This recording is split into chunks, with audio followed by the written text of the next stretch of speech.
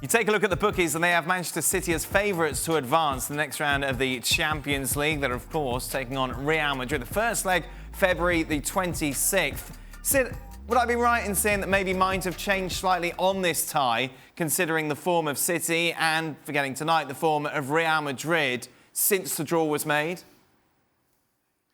Definitely in Spain. No doubt about it. In Spain, that's certainly the case. Bear in mind, of course, that Real Madrid had that start to the Champions League where they were held by Bruges at home and were fortunate to get a 2-2 draw when they were beaten by Paris Saint-Germain 3-0 and were genuinely disastrous that night. And they did get through, but they got through in second place, and there was a sense that they hadn't been that good to get out of a group that should have been easy.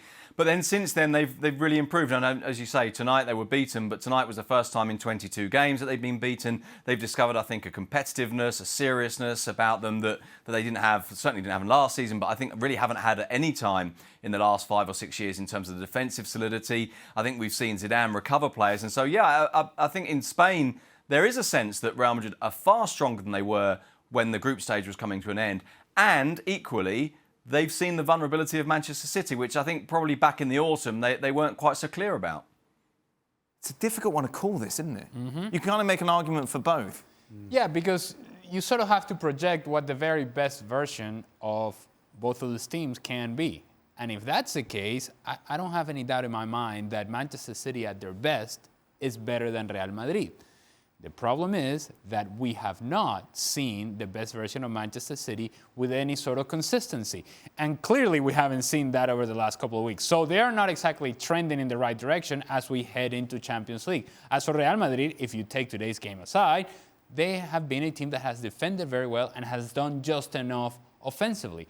Against a team like Manchester City, because they're so poor defensively, you're going to be able to create more. So if you defend well and you create more, I'm still thinking that Real Madrid is favourite given the struggles of Manchester City.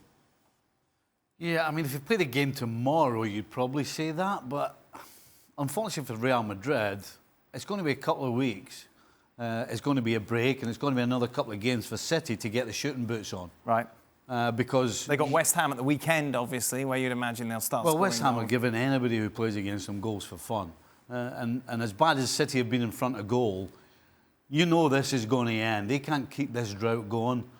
And I think of the two sides going forward, Man City create more and score more goals. So we're talking about defences now. I'm going to go Manchester City because I think they'll get through this period of missing chances and they will score more than they let in this two-legged tie.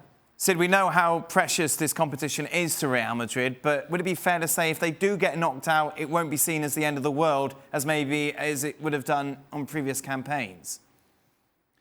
Yeah, I think that's absolutely right. And I think there are a number of reasons for that. One, of course, is that the expectation levels are lower. And I think even earlier in the season, before we had some of the big doubts that we now have against Barcelona, I think we looked at both of these two teams and thought, neither of these are going to win the Champions League, so the season will be judged by La Liga.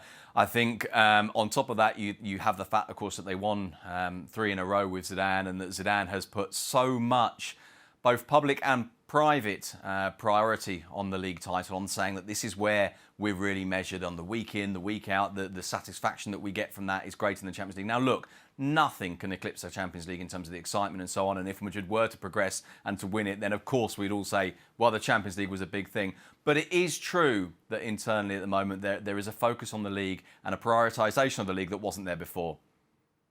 Let's just remind you the teams left in the Copa del Rey. Not many would have guessed this.